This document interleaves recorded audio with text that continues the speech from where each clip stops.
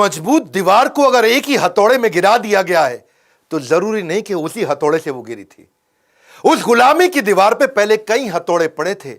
आखिरी हथौड़ा जो गांधी नेहरू ने मारा, जरूरी नहीं कि आजादी उन्होंने दिलाई। लाला लाजपत राय, बाल गंगाधर तिलक, भगत सिंह, चंद्रशेखर आजाद, अशफाक उल्लाह खान, उधम सिंह और नेताजी सुभाष चंद्र बोस, इन्होंने कई चोटें मारी थी जिसके कारण वो कमजोर हो पाई और उसी के बाद हमें आजादी मिल पाई। नमस्कार, मैं Vivek Bindra, founder and CEO बड़ा बिजनेस.com। सारे वीडियो अब खड़े होकर बना रहा हूं हाई पावर मोटिवेशन के साथ। सबको ऐलान कर दो, विवेक बिंद्रा वापस फॉर्म में आ चुके हैं। हथौड़े की चोट वो इतनी इंपैक्टफुल थी कि गुलामी की दीवार को हिला के रख दिया। नेताजी सुभाष चंद्र बोस, पहली बार नेताजी शब्द गढ़ा गया, खुद से नहीं बनाया। दुनिया ने कहा शुरू से शुरुआत करते हैं। बोस, इनका जन्म 23 जनवरी आज के दिन 1897 में हुआ था। कटक जो कि उड़ीसा में है। इनके पिता जानकीनाथ बोस। एजुकेशन इन्होंने यूरोपियन स्कूल से कटक में करी थी। सिक्योर्ड करी इन्होंने सेकंड रैंक 10वीं क्लास में 1913 में, तभी उनका प्रेसिडेंसी कॉलेज में एडमिशन हुआ।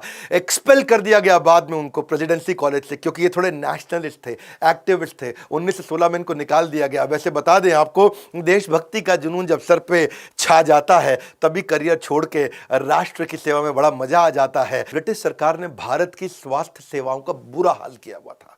इतना बुरा हाल किया हुआ था, इतना नजरअंदाज कर दिया था कि बड़ी बड़ी बीमारियों का अटैक चल रहा था और ये गरीबों की सेवा करना चाहते थे। Plague, cholera, malaria, small pox, chicken pox, influenza, खतरनाक बीमारियां थी। इसी दौरान कोलरा के कारण, कोलरा मतलब हैजा, उसके कारण लगभग 2.5 लाख लोगों की मौत हो चुकी थी। कई बार कोलरा लौट लौट के वापस आ रहा था। चारों तरफ महामारी आ चुकी थी। बुरा हाल था। लाशें ऐसे पड़ी थी जैसे मक्खियां भिन बना रही है, मक्खी मच्छरों की तरह लाशें पड़ी थी। मां अपने बच्चे की लाश को लेकर के गोद में रोए जा रही थी और दूसरी तरफ इन्होंने देखा कि बेटा अपने पिता की लाश में के पास बैठ करके जोर जोर से रो रहा है। इनका दिल एकदम पसीज गया, ये घबरा गए। लावारिस पड़ी लाशों को उसके बाद लेके जाते थे। ये उनका अंतिम संस्कार किया करते थे। बोस सहमे पड़े थे। वहीं ये प्रण लेते हैं कि मैं सब चीजों को ठीक करूंगा और भारत को सपनों का भारत बनाऊंगा। ये जो समय था, ये इनके कॉलेज का समय था जब ये समाज सेवा किया करते थे। तो जिंदगी के 2 हिस्से बने। शुरुआत का समाज सेवा का हिस्सा था, उसको बोलते हैं स्पिरिचुअल सर्विट्यूड। बाद में बना इनका सोशल एटीट्यूड। पर समाज सेवा के दौरान भी, उस समय भी ये इतने बढ़िया लीडर थे कि इनको स्टूडेंट काउंसिल का हेड बना दिया कॉलेज में। और वहां पे अंग्रेज प्रोफेसर हुआ करते थे और भारतीय बच्चों के साथ बहुत दुर्व्यवहार करते थे। मिस्टर ओ नाम के एक प्रोफेसर थे, स्टूडेंट को बिना बात के, इंडियन स्टूडेंट को पीट दिया करते थे। इतना पीटते थे उनको, तो ये बात जब नेताजी के पास गई तो ये प्रिंसिपल के पास जाके शिकायत करी कि भाई ये क्यों अंग्रेज प्रोफेसर भारतीय बच्चों को पीट रहे हैं, क्यों? उन्होंने प्रश्न किया तो प्रिंसिपल ने कहा, अच्छा, प्रिंसिपल को बोले माफी मांगने को बोल दो, उनको माफी मांगनी पड़ेगी। प्रिंसिपल ने कहा यार क्यों माफी मंगवा रहे हो, डिपार्टमेंट हेड है, कोई बात नहीं, ऐसा होता रहता है। नेताजी ने कहा मैं स्ट्राइक करूंगा। कुछ नहीं हुआ, फिर इनको स्ट्राइक करनी पड़ी और जब स्ट्राइक करी तो बात अखबारों में आ गई। अखबारों में आ गई तो उनको आके माफी भी मांगनी पड़ी। लेकिन मिस्टर ओ फिर भी नहीं सुधरे, माफी मांगने के बावजूद नहीं सुधरे। वो कई बार और बच्चों को उन्होंने पीट दिया और इस बार जब उन्होंने पीटा तो बच्चों ने उल्टा पीट डाला उनको। फिर बात जब प्रिंसिपल के पास गई तो प्रिंसिपल बोले आपने पीठ पीछे वार किया है। और नेताजी बोले पीठ पीछे नहीं, सामने से वार किया है, कायर नहीं है हम। इस चक्कर में उनको कॉलेज से निकाल भी दिया जाता है। फिर एक कमीशन बनाई जाती है और कमीशन कहती है कि भाई चलो उसको एक बार और माफी मांगने का मौका देते हैं। पर इन्होंने वहां जाके भी माफी नहीं मांगी। इन्होंने कहा गलत के आगे झुकना नहीं है और सही से मुंह मोड़ना नहीं है। सुभाष चंद्र बोस ने कमीशन के आगे माफी मांगने से मना कर दिया। भारतीयों के साथ भेदभाव के खिलाफ इन्होंने बहुत बोला। ये कॉलेज टाइम से करते थे। कमीशन गुस्सा हो जाता है, उसके बाद इनको कॉलेज से निष्कासित कर देते हैं। इस घटना से आता है उनके जीवन में बदलाव जब वो पॉलिटिकल करियर को बिल्ड करते हैं। उनका मानना था कि सबसे बड़ा अपराध अपराध नहीं, अपराध से ज्यादा बड़ा अपराध है कि अन्याय को सहना और गलत के साथ समझौता करना। बहरहाल अब कॉलेज से तो निकाल दिए गए थे, तो उनके पिता जो बैरिस्टर थे उन्होंने इनको बुलाया और बोला बेटा सुभाष, जो हो गया, अब एक काम करो, तुम आईसीएस की तैयारी करो, इंडियन सिविल सर्विसेज की। सिविल सर्विसेज मतलब टॉप मोस्ट रैंक। 4 साल की तैयारी लगती थी और उस समय जो पढ़ाई थी वो इंडिया में नहीं थी, लंदन जाके पढ़ना पड़ता था। और 4 साल की तैयारी के लिए इनको लंदन भेजा। इतने बुद्धिजीवी, इतने जबरदस्त बुद्धिमान के 4 साल की पढ़ाई इन्होंने 7 महीने में कर ली और रैंक होल्डर हो गए। 4th रैंक इनको मिली। अमूमन भारतीय उस समय सिविल सर्विसेज में नहीं जाते, इन्होंने अंग्रेजों को पीछे छोड़ दिया। अच्छा, अब ये जब वहां पे रैंक होल्डर बने, इनके मन में क्या है, देश लुट रहा है अंग्रेजों के हाथ में और मैं मौज खाटूं उन्हीं के साथ में। तो इनको बड़ा फील हुआ कि मैं आईसीएस की नौकरी को, इन्होंने 1921 में उसी समय लात मार दी और यह घटना जो है जंगल की आग की तरह फैल गई। और अब उसके बाद ये आग की तरह फैल गई। अंग्रेज बड़े हैरान हुए कि भाई पहला आदमी भारतीय जो आईसीएस की नौकरी को लात मार रहा है। किसी को विश्वास नहीं हुआ, पहले कभी किसी ने छोड़ी नहीं थी। इनके पिता ने, बड़े भैया ने, सबने समझाया, पर जब राष्ट्र प्रेम का शोला दिल में घर कर जाता, फिर दुनिया का हर सुख फीका नजर आता है। इन्होंने कहा कि भाई मेरा जन्म देश को लूटने के लिए नहीं बल्कि देश के लिए कुछ करने के लिए हुआ है। तो लोग हैरान हो गए और लोग उनसे मिलना चाहते थे, उनको देखना चाहते थे, उनके विचारों को जानना चाहते थे कि कौन है वो व्यक्ति जिसने मखमलों वाले बिस्तर को छोड़ करके कांटों भरी जमीन को चुना है केवल देश सेवा के लिए। वापस जब ये पानी के रास्ते मुंबई आए तो हजारों हजारों लोगों की भीड़ आ गई। हजारों लोग उनको देखने के लिए आए कि भाई कौन है ये आदमी। तो मुंबई में हजारों लोगों की भीड़ देख के उन्हें एक बात समझ आ गई, छोटी सी आईसीएस की नौकरी को लात मारने में इतने लोगों ने विश्वास किया, अगर मैं मेहनत करूं तो पूरे देश को इकट्ठा कर सकता हूं। उनकी as a leader thinking lateral out of the box, macro thinking थी, बड़ी थिंकिंग थी। महान व्यक्ति की यह पहचान है कि वो भविष्य की परिस्थितियों को, वर्तमान को देखते हुए पहचान लेता है। अब 1928 के दौरान कांग्रेस एक मजबूत आंदोलन बन चुका था और सुभाष चंद्र बोस, गांधी और नेहरू के साथ उनके मतभेद थे पर मनभेद नहीं थे, अंदर से दोस्त थे। वो सम्मान करते थे, गांधी को अपना गुरु मानते थे। उन दिनों लॉर्ड इरविन हुआ करते थे, उस समय के वाइसराय थे। उन्होंने गांधी जी को कन्विंस कर लिया, सहमत करा लिया कि भाई डोमिनियन स्टेटस दे देते हैं, ये भी एक फ्रीडम है। अब आप फ्री हो जाओगे, आपको डोमिनियन स्टेटस मिल गया, आप अपनी सरकार चलाओगे, अपने इलेक्शन करोगे। और उन्होंने इस प्रस्ताव को कलकत्ता अधिवेशन में प्रस्तुत किया कि भाई डोमिनियन स्टेटस ले लो। अच्छा, ये इनको पसंद नहीं आया। सुभाष चंद्र बोले डोमिनियन स्टेटस नहीं चाहिए, मुझको कंप्लीट फ्रीडम चाहिए।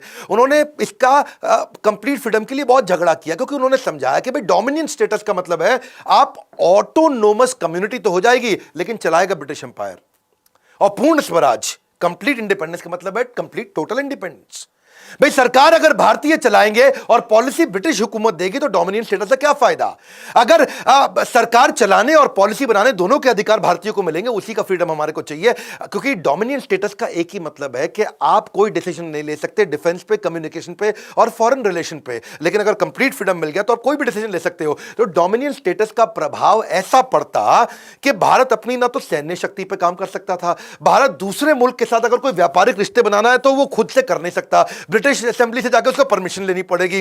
तो नेताजी बिल्कुल क्लियर थे, भाई चाहिए तो अपने को पूरा ही चाहिए। भारत खुद से किसी भी तरीके का अगर कानून ही नहीं बना सकता, ब्रिटिश हुकूमत जब चाहे जिसको चाहे, अभी नेहरू तुम हटो, पटेल तुम हटो, ये ब्रिटिश के हाथ में था। उनको नहीं चला कि भाई जब चाहे हटा दे, जब चाहे रख ले। तो कुल मिलाकर के ये इतने बड़े इन्फ्लुएंसर 1928 तक बन चुके थे कि इन्होंने गांधी नेहरू दोनों को कन्विंस कर लिया। और नतीजा ये हुआ कि पिछले साल तो कलकत्ता अधिवेशन में अभी तो बहस ही चल रही थी, अब इन्होंने अगले साल लाहौर अधिवेशन में 1930 के अंदर पूर्ण स्वराज के लिए झंडा फहरा दिया और तय कर लिया भाई इससे कम कुछ नहीं, अपने को कंप्लीट इंडिपेंडेंस चाहिए, कोई डोमिनियन फॉमिनियन नहीं चाहिए। अब जैसे जैसे समय बढ़ रहा था, नेताजी का कद भी बढ़ता जा रहा था। 1939 का समय आया और तब गांधी जी को अच्छा नहीं लग रहा था कि ये थोड़े गरम दल वाले बन रहे थे, क्योंकि गांधी नेहरू वगैरह तो थोड़े नरम दल के थे और ये चाहते थे कि भाई अब दुनिया भर में लड़ाइयां हो रही है तो अब हमें भी लड़ना चाहिए, क्योंकि वर्ल्ड वॉर 2 का टाइम आ गया है। इस समय अंग्रेज कमजोर हो जाएंगे, क्यों नहीं उनको हरा दिया जाए इस टाइम पे, इस टाइम उनको तोड़ा जाए। गांधी बोले नहीं नहीं, मुझे आपका तरीका पसंद नहीं, क्यों ना इलेक्शन करा ले। तो तब प्रेसिडेंट की पोजीशन के लिए इलेक्शन का समय आया और गांधी ने क्या किया, इनको हटाने के लिए उन्होंने अपना आदमी लगा दिया, सीतारमैया। साउथ से लेकर के आए सीतारमैया को और सबको जाके पूरे देश में बता दिया, सारी के सारे कांग्रेस के जितने भी वर्किंग कम्युनिटी, जितने भी लीडर्स थे, इनको बोला कि सीतारमैया जीतेगा तो मतलब समझो मैं जीता, सीतारमैया मेरा आदमी है। और उन्होंने सीतारमैया के लिए कैंपेन करना शुरू कर दिया। इधर नेताजी सुभाष चंद्र बोस भी उनका आशीर्वाद लेकर के इलेक्शन के लिए आगे बढ़े और जब चुनाव के नतीजे आए तो सब हैरान हो गए। गांधी जी की उम्मीदों के विपरीत नतीजे आए। सीतारमैया को 1375 सीट मिली, सुभाष चंद्र बोस को 1580 सीट मिली। आपको यहां समझना पड़ेगा, यहां समझिए कि सुभाष चंद्र बोस का कद बहुत बढ़ चुका था, लोग गांधी से ज्यादा उनको पसंद करने लगे थे। यह ध्यान देने वाली बात है। गांधी जी नाखुश हो चुके थे, वो बोले कि सीतारमैया की हार मतलब मेरी हार है। वो चाहते नहीं थे सुभाष चंद्र बोस जीते, क्योंकि सुभाष चंद्र बोस से उनको नाराजगी नहीं थी, लेकिन दोनों की विचारधारा अलग होने के कारण गांधी उनको प्रेम तो करते थे पर चाहते नहीं थे कि ये रहें, क्योंकि गांधी प्रेम से चलाना चाहते थे। गांधी बोले कि इस समय हमारा शत्रु समस्या के अंदर है, वर्ल्ड वॉर 2 की तरफ जा रहा है, तो अब हमारे को उसे तंग नहीं करना चाहिए। सुभाष चंद्र बोले ये क्या तरीका हुआ, जब पूरी दुनिया लड़ रही है तो आप क्यों इधर थप्पड़ मार लो, इधर थप्पड़ मार लो। अब जीत तो गए थे ये, सुभाष चंद्र बोस, लेकिन गांधी ने इन पे प्रेशर डाला कि अब आप रिजाइन कर दो, आप इस्तीफा दे दो। एक सच्चे शिष्य एकलव्य की तरह अपने गुरु महात्मा गांधी के चरणों में आकर के उन्होंने त्याग पत्र दिया। बहरहाल सुभाष चंद्र बोस उनको बोले कि मैं जानता हूं कि हमारे रास्ते अलग अलग हो सकते हैं, पर हमारा मकसद एक ही है। पर अब इनको क्योंकि बाहर कर दिया गया, तो अब कांग्रेस तो उनको सपोर्ट कर नहीं रही थी, क्योंकि ये बाहर हो गए थे। 12 बार इनको जेल में डाला गया। अंग्रेजों ने इनको बहुत तंग किया। ये जब बाहर आए तो इनके घर पे सीआईडी लगा दी और इनके घर पे नजर रखी जा रही थी कि सुभाष चंद्र बोस कुछ करे नहीं। सुभाष चंद्र बोस ने सोचा कि अब देश में बात नहीं बन रही है। इन्होंने कांग्रेस को एनकरेज किया कि आप करते रहो जो कर रहे हो, आप गांधी को सपोर्ट करो। ये इतने इंटेलेक्चुअल थे, इतने बुद्धिमान थे कि ये बाहर निकल आए देश से। इन्होंने मन सोचा कि मैं देश से बाहर निकल करके मैं क्यों नहीं ग्लोबल अलायंसेस बिल्ड करूं, ग्लोबल जियोपॉलिटिकल एडवांटेजेस लेके आऊं। मेरी बात सुनना ध्यान से। उस समय वर्ल्ड वॉर 2 में ना 2 तरह की लड़ाइयां थी। एक था एक्सिस अलायंस, एक अलाइड पावर। एक्सिस अलायंस में कौन था? Germany, Italy, Japan. ये वर्ल्ड वॉर 1 में भी हारे थे, 2 में फिर इकट्ठे आ गए। अलाइड पावर में कौन था? वहां पे था भाई इंग्लैंड, फ्रांस, पोलैंड, यूएसए और सोवियत यूनियन। ये एक साथ थे। ये वर्ल्ड वॉर 1 में भी जीते थे, ये दोबारा एक साथ आ गए थे। अब इन्होंने सोचा कि दूसरा वर्ल्ड वॉर शुरू हो गया है और भारत के अगेंस्ट है ब्रिटेन। ब्रिटेन है एलाइड पावर। अब ब्रिटेन एलाइड पावर है तो मैं क्यों नहीं एक्सिस में किसी का सपोर्ट ले लूं। तो ये बाहरी ताकतों से समर्थन लेने के लिए गए। इन्होंने सोचा सही मौका है, इससे मैं दुश्मन अभी उलझा हुआ है, कमजोर है, मुझे बाहर निकल जाना चाहिए। अब मजे की बात समझिए, तेज वो नहीं होते जो मौके का इंतजार करते हैं, बल्कि वो होते हैं जो सही मौके पे वार करते हैं। इन्होंने सोचा दुश्मन का दुश्मन मेरा दोस्त। तो पहले तो इन्होंने ट्राई फिर भी सोवियत यूनियन पे ही किया। उसके लिए इन्होंने प्लान बनाना शुरू कर दिया। और प्लान बनाने के लिए इन्होंने अपने एक दोस्त थे इनके, मियां अकबर शाह, उनको एक टेलीग्राम भेजा पेशावर में और उनको पेशावर से कोलकाता बुला लिया कि भाई आओ मेरी मदद करो। और मियां अकबर शाह को उन्होंने बोला, जो आज पाकिस्तान में पड़ता है, कि भाई तुम मुझको किसी तरह से काबुल ले जाओ, मैं काबुल के रास्ते उस रूस में जाऊंगा। यूएसएसआर हुआ करता था, अभी आज तो रशिया है। तो अपने भतीजे शिशिर थे इनके, उनकी मदद से इन्होंने गाड़ी लिया। गाड़ी में सीआईडी से बचते बचाते पिछली सीट के नीचे लेट के, दब के, छुप के ये निकले। वो उन्होंने उसको कलकत्ता से धनबाद छोड़ा, धनबाद से इनको काबुल और काबुल से मॉस्को जाना था। अब वही है नेताजी सुभाष चंद्र बोस। वहां रविंद्रनाथ टैगोर गाया करते थे कि जोरी तोरो डाक सुने क्यों।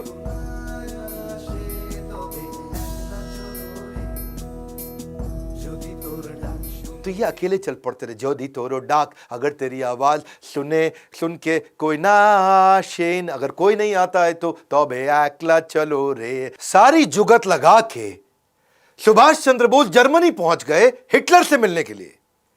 हिटलर से अपॉइंटमेंट लेने की इन्होंने बहुत कोशिश करी, बड़ी मुश्किल से इनको अपॉइंटमेंट मिली। जब ये जाके वहां बाहर ड्राइंग रूम में बैठे तो अचानक एक आदमी आया, मतलब हिटलर आए और आके बोले, हेलो मैं हिटलर हूं, और अपना हाथ मिलाने के लिए आगे बढ़ाया। सुभाष चंद्र बोस जवाब देते हैं, मेरा नाम सुभाष है, मैं भारत से आया हूं और मैं आपसे नहीं, मैं हिटलर से मिलना चाहता हूं। हिटलर हैरान हो गए, कह रहे मैं ही तो हिटलर हूं। फिर वो वापस लौट के चले गए अंदर। अंदर से एक दूसरा आदमी आता है, फिर आके हाथ मिलाता है, हेलो मैं हिटलर हूं, बताइए। तो सुभाष चंद्र बोस फिर खड़े हो गए, नमस्कार मैं सुभाष चंद्र बोस भारत से आया हूं, मुझे आपसे नहीं, मुझे हिटलर से मिलना है। सब हैरान हो गए, अरे ये क्या चक्कर है, हिटलर तो आए मिलने के लिए। सुभाष चंद्र बोस ने मना कर दिया मिलने के लिए, बोले मैं हिटलर से मिलना चाहता हूं। अब 3-4 जब लोग आए और सबको उन्होंने बोल दिया मैं आपसे नहीं, मैं हिटलर से मिलना चाहता हूं, तो हिटलर ने असल में अपने 4-5 बहरूपिये बना रखे थे। उसको अपनी जान का खतरा रहता था।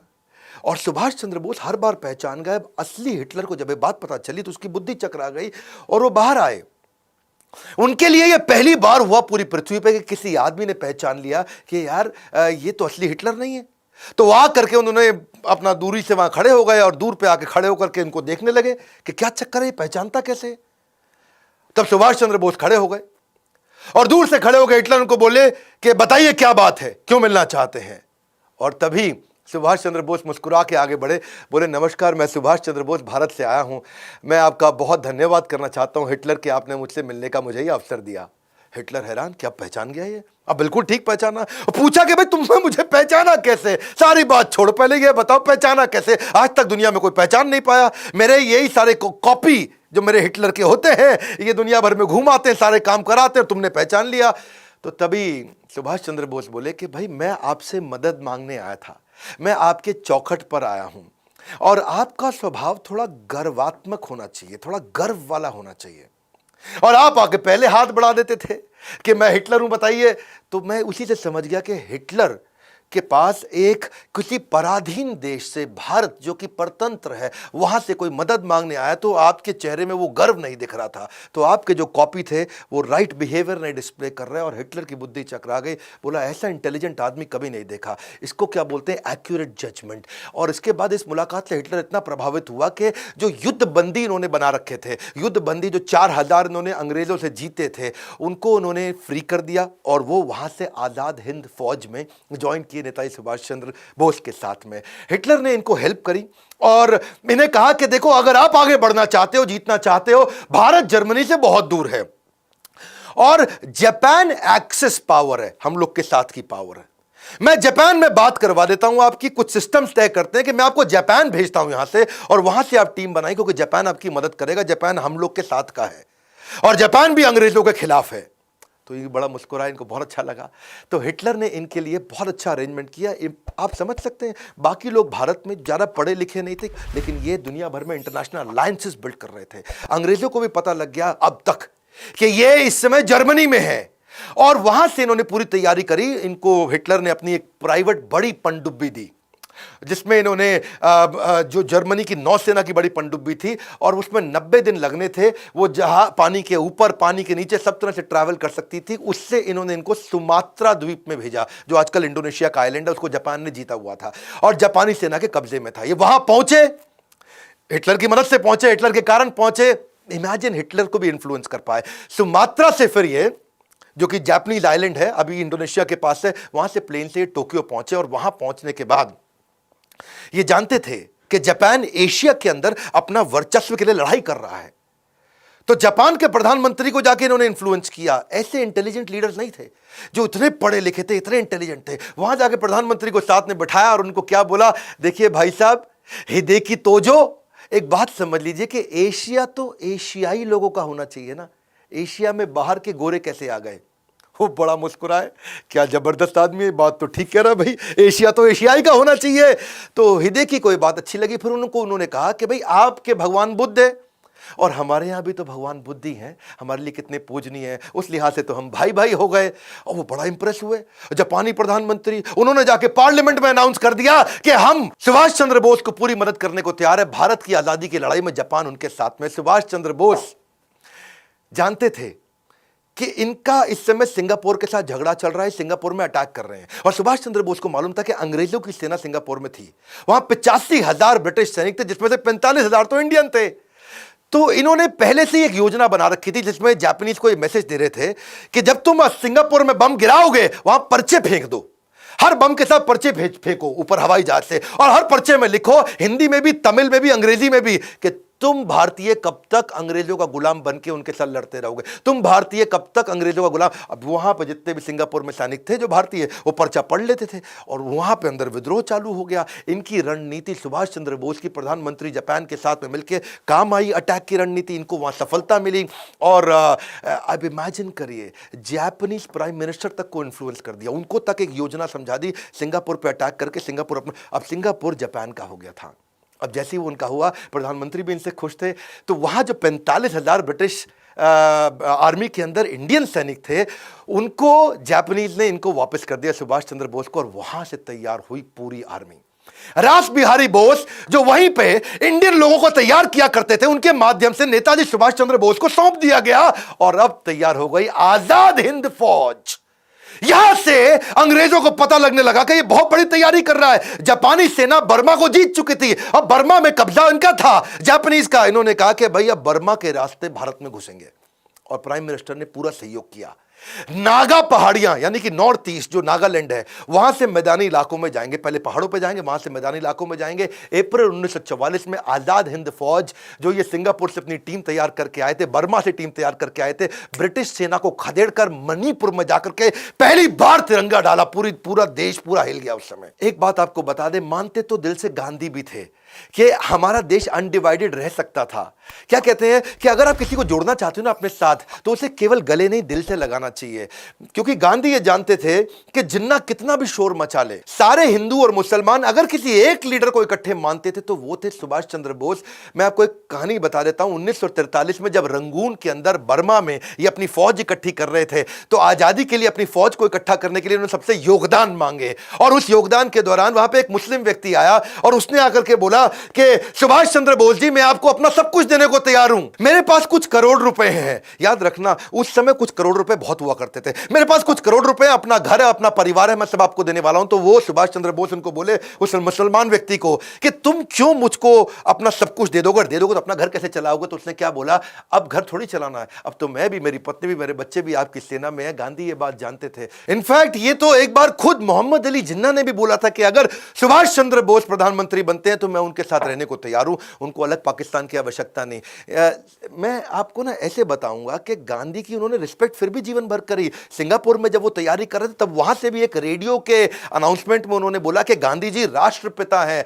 लेकिन इंडिया में एक्सेप्टेंस सुभाष चंद्र बोस की बहुत बड़ी थी, वो इतनी बड़ी थी कि वास्तव में अगर 1945 में वो जीवित होते ना तो चांसेस थे कि इनको राष्ट्रपिता की उपाधि मिल जाती। पहले प्रधानमंत्री तो ये पक्का बनते ही बनते। उसके कारण क्या है, क्योंकि इनसे ज्यादा बुद्धिमान व्यक्ति, इंटेलेक्चुअल जीनियस, इनसे ज्यादा विजनरी जो दूर तक सोच सके, क्योंकि बाकी सब तो ऑपरेशंस में हिंदुस्तान में लड़े रहे, ये पूरी दुनिया का अलायंसेस लेके आते रहे। इनसे ज्यादा इकोनॉमी को समझना, इंडस्ट्रियलाइजेशन को समझना, ब्यूरोक्रेसी को समझना, सोशल सिविक्स को समझना, डिप्लोमेसी, इंटरनेशनल अलायंसेस, जियो पॉलिटिकल पार्टनरशिप, इनके पास शायद बुद्ध आदित्य योग था। बुद्ध आदित्य योग ये वो योग होता है कि आप जब भी कुछ कहें तो पूरी दुनिया आपकी बात माने। ये जहां जो बोलते रहे दुनिया इनकी बात मानती थी। चांसेस थे कि अगर ये रहते तो उसके बाद पाकिस्तान बनता ही नहीं, पाकिस्तान भारत में ही होता। मैं फिर बता रहा हूं आपको, क्योंकि गांधी ये बोलते थे कि ये अनडिवाइडेड चाहते थे, और जिन्ना अगर कंट्रोल में आते तो केवल इन्हीं के कंट्रोल में आते, सुभाष चंद्र बोस के। जिन्ना और तो किसी के नहीं सुनते थे। पर दुर्भाग्यवश हुआ ये कि पीछे 1945 आ चुका था, वर्ल्ड वॉर में अमेरिका ने हिरोशिमा नागासाकी बॉम्ब डाल दिया जापान में, जापानीज लोग पीछे हो गए। लेकिन क्या आजाद हिंद फौज की याद है हमें कुर्बानी? भले ही इतिहासकारों ने नहीं लिखी इनकी कहानी, जितना कर सकते थे उससे बहुत ज्यादा सपोर्ट किया जापान ने, पर अब उसने सारा सपोर्ट वापस खींच लिया क्योंकि संभव था ही नहीं। नेताजी सुभाष चंद्र बोस, इन्होंने पहले ऐसे व्यक्ति थे जिन्होंने महिलाओं की भी ब्रिगेड बनाई। झांसी की रानी लक्ष्मीबाई के नाम पे वो ब्रिगेड तैयार करी थी। अब इन्होंने नॉर्थ ईस्ट से सारे की सारी अपनी टीम को थोड़ा वापस बुलाया, क्योंकि पीछे से हमारे को आर्म्स, एम्युनिशन, खाना, वो सारी सप्लाई रुक गई थी। अब सुभाष चंद्र बोस जी इस समय ऑल्टरनेट प्लान को बिल्ड कर रहे थे। तो इन्होंने क्या सोचा, वियतनाम जापान के पास ही था, तो ये वहां से फ्लाइट लेकर के मॉस्को जाना चाहते थे। वर्ल्ड वॉर 2 लगभग खत्म हो चुका था हिरोशिमा नागासाकी के बाद। तो उन्होंने प्लान किया था यूएसएसआर के साथ मैं नए अलायंसेस बिल्ड करूंगा, कुछ नई स्ट्रैटेजी लेके, नई योजना से। जब वहां जाने लगे, अब वियतनाम से मॉस्को जाते वक्त खबर ऐसी आई कि ताइवान, रास्ते में ताइवान के एयरपोर्ट के पास उनका जहाज क्रैश हो गया और उसमें देहांत हो गया। खैर, इसमें बहुत सारी बातें थी, वो उनका देहांत हुआ कि नहीं हुआ इसकी बात बाद में करूंगा। पर भारत में अंग्रेजों ने हमारी सारी लीडरशिप को उठा लिया, पकड़ लिया। वो क्राइम वॉर के तहत हमारे यहाँ के जो आर्मी के अधिकारी थे, जो आजाद हिंद फौज के थे, उनको सबको पकड़ा उन्होंने और देशद्रोह के आरोप में उन पे मुकदमे चलाने लगे। यहाँ पे नेताजी अब तक बहुत काम कर चुके थे और पूरी दुनिया में खबर फैल चुकी थी कि उनका देहांत हो चुका है, अब वो जीवित नहीं है। अब ये थोड़ा मनोबल टूट रहा था, लेकिन गुस्सा भी बहुत बढ़ रहा था। इनके जो 3 सबसे इंपॉर्टेंट सीनियर लीडर्स थे, जिसमें शाहनवाज हुसैन, गुरबख्श सिंह ढिल्लों, ये पंजाबी थे, और पीके सहगल, ये तीनों के करेज ऐसे थे कि जब इनको अंग्रेजों ने दिल्ली में बुला के तंग करना शुरू किया और इन्होंने बड़ी मजबूती के साथ बोला कि हम आजाद हिंद फौज के लिए लड़के हमने ठीक किया, तो वहां पे ये बातें अखबार में आनी थी, अखबार में आ गई। अब नेताजी सुभाष चंद्र बोस का देहांत हो गया, यहां ये सब पकड़े गए, तो ये गुस्सा भारत में बढ़ने लगा। कैसे नेताजी सुभाष चंद्र बोस सबसे बड़े कंट्रीब्यूटर माने जाएंगे हमारे देश की आज़ादी के लिए, ये आपको ऐसे पता चलेगा कि तुरंत अगले हर हफ्ते में नई नई खबरें आने लगी। रॉयल नेवी जो थी, जो ब्रिटिश की नेवी थी, ब्रिटेन की नेवी, वहां पे अंदर से ही बगावत होने लगी। जितने भारतीय सैनिक थे रॉयल नेवी के पास में, सबने बोल दिया अब हम तुम्हारे साथ में नहीं है। जब वो सब खबरें आई तो रॉयल एयरफोर्स मतलब जो ब्रिटेन के पास एयरफोर्स थी, यानी कि जिसमें भारतीय सैनिक काम करते थे, वहां पर भी बगावत होनी शुरू हो गई। ये ये कुल मिला के लगभग 20,000 सैनिकों की बगावत पब्लिक में आई और वो खिलाफत और बगावत और बढ़ी तो सारे सैनिकों में गुस्सा आने लगा। उससे क्या हुआ, तो जय हिंद के नारे जब बहुत तेज हुए तो सब प्रभावित होते होते रॉयल एयरफोर्स बची थी, वहां पे भी बगावत बढ़ी। रॉयल एयरफोर्स और रॉयल आर्म फोर्स के बाद में बची ब्रिटिश इंडियन आर्मी, वहां विद्रोह चालू हो गया। अब ये विद्रोह पूरा फैल गया, सारे के सारे लोग गुस्से में आ चुके थे और अंग्रेजों को अंदर लगने लगा कि भाई अब इन पे भरोसा करना संभव नहीं है। भारत में ब्रिटेन की जो आर्मी थी, सुनिएगा, भारत में जो ब्रिटेन की आर्मी थी वो केवल 40,000 लोगों की थी, इंडियन सोल्जर 25 लाख थे। अब वो 40,000 जरा से और भारतीय सैनिक 25 लाख, वो 25 लाख को ये 40,000 कंट्रोल करते थे। अब वो 25 लाख तो छोड़ो, अब इस विद्रोह के बाद वो 25,000 के साथ भी लड़ने लायक नहीं बचे थे ब्रिटिशर्स। वहां दुनिया भर में लड़ाई करके आ चुके थे वर्ल्ड वॉर 2 के बाद में। अब इनको लगा कि हमारे 40,000 और इनके 25 लाख, इनके 25 लाख से लड़ने के लिए हम 40,000 को क्या 4 लाख कर सकते हैं, क्या हम दोबारा इंग्लैंड से मंगा सकते हैं सेना। अब वर्ल्ड वॉर 2 के बाद वो पॉसिबल था नहीं, तो वो उनके लिए था बड़ा काटा। फिर इन्होंने सोचा कि भाई इन 25 लाख को हम तनख्वाह भी दिए जा रहे हैं और ये रिवोल्ट भी किए जा रहे हैं, तो इन्होंने उनको डीकमीशन करना शुरू किया। इनको भाई निकालो, अब इनको तनख्वाह देनी बंद कर दो, इनको बाहर कर दो। और जब उनको डीकमीशन किया, क्योंकि सैलरी कॉस्ट भी बहुत ज्यादा थी, पैसा इनके पास था नहीं और लोग ला नहीं सकते थे, अब यहां पे विद्रोह और बढ़ गया क्योंकि भाई उनको नौकरियों से निकाले जाने लगा। अब नौकरी से निकाला और विद्रोह बढ़ गया, जो अंदर बचे थे वो भी विद्रोह कर रहे थे, जो बाहर आ रहे थे वो भी विद्रोह कर रहे थे। कई बार पूछते हैं नेताजी सुभाष चंद्र बोस ने क्या किया, यही किया। पूरे देश के अंदर पहले लोग बोलते रहे यहां भी थप्पड़ मारो, यहां भी मारो, और यहां क्या हुआ, पूरी सेना ने इतने थप्पड़ मारे कि अब उनको लग गया अब हम यहां रुक नहीं सकते हैं। और परिस्थिति को देख के ब्रिटेन ने उसी समय भारत को स्वतंत्र करने की घोषणा करनी शुरू करी। और यह इस बात का सबूत इस घटना से भी मिलता है कि उस समय के जो 1956 में उस समय के जो प्रेसिडेंट थे, क्षमा चाहता हूं, प्राइम मिनिस्टर थे, यानी कि क्लेमेंट एटली, ये 1945 से 1951 के दौरान ये प्राइम मिनिस्टर हुआ करते थे। ये भारत आए बाद में, और जब भारत आए तो यहां पे कई लोगों ने उनसे पूछा कि भाई आप वर्ल्ड वॉर 2 भी जीत गए, 1 भी जीत गए, आप तो इतने पावरफुल थे, आपने क्यों भारत को छोड़ दिया इतने जल्दी, सब कुछ आपके पक्ष में था, फिर आपने क्यों छोड़ा। तब उन्होंने बताया कि भारतीय सैनिकों का जो विद्रोह था ना, उससे हम टूट चुके थे, हम तनख्वाह भी दे रहे थे, हमारे लिए कॉस्ट भी था, और उनका विद्रोह आया, और ये विद्रोह, और दूसरी तरफ कहीं दोबारा आजाद हिंद फौज ना आ जाए फिर से। क्लेमेंट एटली जी, एक बात बताइए, जो नरम दल था यानी कि गांधी नेहरू, उनसे कितना प्रभाव पड़ा। क्लेमेंट एटली ने बोला उनका तो कोई प्रभाव था ही नहीं। सारा प्रभाव कहां से आ रहा था ये मैंने आपको बताया। जानते हैं पहले क्लेमेंट एटली कौन है? ये वही व्यक्ति है जिन्होंने इंडिया इंडिपेंडेंस एक्ट पे हस्ताक्षर किए थे। इन्हीं के सिग्नेचर से हम लोग इंडिपेंडेंट हुए थे। क्यों बोलते हैं मजबूरी का नाम महात्मा गांधी? आप कमेंट बॉक्स में बताइएगा तो मैं गांधी पे वीडियो बनाऊंगा। अब इस समय हर देश के एक पावरफुल पर्सनैलिटी पे अगर आप वीडियो देखना चाहते हैं तो मेरे यूट्यूब चैनल पे आइए। मैं बताना भी चाहूंगा आपको आगे चल के कि क्या वो सारी की सारी अलग अलग प्रकार की थ्योरीज हैं कि कहां रहे या जीवित रहे नहीं रहे। बोस नहीं बचे, एयर क्रैश में 1945 में वो चले गए, ये भी एक थ्योरी है। बोस को टॉर्चर किया गया, जनरल जीडी बख्शी ने बताया कि अंग्रेजों ने उनको बाद में टॉर्चर किया गया, उनको प्रिजन में, उनको जेल में मार दिया गया, ये भी एक प्रकार की थ्योरी है। बोस जीवित थे और फ्रेंच सीक्रेट सर्विसेज में इन्वॉल्व हो गए थे, ये भी एक थ्योरी है। बोस आगे चल करके भगवान जी या गुमनामी बाबा बने, ये भी एक प्रकार की थ्योरी है। बहुत सारी कंट्रोवर्सीज है। 18 को अगर प्लेन क्रैश हुआ तो 23 तारीख को इसकी खबर क्यों आई? अब मुखर्जी कमीशन के अनुसार ताइवान के अंदर कोई घटना में कोई ऐसा कोई एयर क्रैश तो हुआ ही नहीं था। दूसरा, कई लोगों ने बताया कि लोग अपने बयान भी बदलते रहे, रहमान जो उनके साथ थे उनके भी बयान बदलते रहे। ताइवान सरकार के पास विमान हादसा का कोई दस्तावेज नहीं है। उनके अस्थि कलश को आज भी रैंकोजी मंदिर में जहां रखा हुआ उसका डीएनए टेस्ट क्यों नहीं कराया गया? तो बोस के बारे में बहुत सारी कंफ्यूजन हमेशा रही हैं और अलग अलग प्रकार की थ्योरीज आती रही हैं। ऐसा नहीं कि इस पे प्रश्न नहीं उठा, बहुत बार प्रश्न उठा, बहुत बार रिसर्च भी करनी शुरू करी। इनफैक्ट यूएस की इंटेलिजेंस, यूके की इंटेलिजेंस, रशिया की इंटेलिजेंस, सबने बड़ा जोर लगाया, लेकिन रिपोर्ट्स में कुछ समझ में नहीं आया। शहनवाज कमीशन भी बिठाया गया 1955 में, उन्होंने बता दिया कि नहीं जी प्लेन क्रैश ही हुआ। खोसला कमीशन हुआ 1970 में, बोले नहीं जी प्लेन क्रैश ही हुआ। मुखर्जी कमीशन 1999 में आया, उसकी कोई रिपोर्ट ही समझ में नहीं आई। विष्णु सहाय कमीशन आया बाद में, उन्होंने बोला कि गुमनामी बाबा नहीं थे, जबकि बहुत लोगों ने माना कि गुमनामी बाबा ही नेताजी सुभाष चंद्र बोस थे। इसकी बहुत सारी स्टोरीज है, किसी से मैं इसके ऊपर एक अलग से वीडियो बनाऊंगा। सुभाष चंद्र बोस जी की मौत का रहस्य चाहे जो भी हो, लेकिन वो व्यक्ति ऐसे थे जिन्होंने जीवन के जन जन के जीवन को सार्थक बनाया है। उनका देहांत हुआ है, लेकिन उनके प्रति हमारा स्नेह अंत नहीं हुआ, हमारे प्रेम का अंत नहीं हुआ। उनका देहांत हुआ है, लेकिन उनके विचारों का अंत नहीं हुआ है। वैसे एक बात पक्का है कि उस समय में अस्त्र शस्त्र से लड़ाई हुआ करती थी, और उनका इंडस्ट्रियलाइजेशन पे हमेशा से बड़ा फोकस रहा है कि मैं कैसे अपनी करेंसी बनाऊंगा, कैसे सिक्के बनाऊंगा, कैसे इंडस्ट्रियलाइजेशन करूंगा, मेरी इकोनॉमी कैसे ग्रो करेगी। बहुत विजनरी थे। इच्छा तो इतनी थी कि इस वीडियो को और 1 घंटा तक चलने दूं। इतना कुछ मैं बताना चाहता हूं कि वो रीइंकार्नेट कर सके, हम उनके इस विजन को उस लीडरशिप में डाल सके। लेकिन आज अस्त्र शस्त्र की लड़ाई नहीं है, आज लड़ाई मार्केट शेयर की है। आपको भी सीखना होगा कि आप अपने बिजनेसेस को एक्सपैंड करके दुनिया भर में अपनी कंपनीज को कैसे ग्रो करें, कैसे आप अपने बिजनेसेस को, अपने आइडियाज को, अपनी वेल्थ को दुनिया भर में लेकर के जाएं और वहां से बिजनेस को वापस इंडिया में, वहां से ग्लोबल रेवेन्यू को इंडिया में लेकर के आए। आपको भी ग्रो करना है। और ये चैनल मेरा फ्री लर्निंग यूनिवर्सिटी अब बदल चुका है। मैं पूरे जोश के साथ वापस आ चुका हूं। शेयर करिए इस वीडियो को, शेयर करिए, दबा के शेयर करिए। बताइए लोगों को कौन थे नेताजी सुभाष चंद्र बोस जिनके कारण आजादी मिली। केवल गांधी नेहरू के बारे में नहीं, ऐसा नहीं कि मैं उनका सम्मान नहीं करता, उनके बारे में भी वीडियो जरूर बनाऊंगा। आप प्लीज लाइक करिए। मेरी बहुत मेहनत जाती है इन वीडियोस को बनाने में, बहुत एफर्ट जाता है इन वीडियोस को बनाने में। नए आए तो जरूर सब्सक्राइब करिए और वीडियो को शेयर करते रहने के लिए, हमारे साथ जुड़े रहने के लिए आप सबका मुस्कुराहट के साथ प्रेम पूर्वक बहुत बहुत धन्यवाद।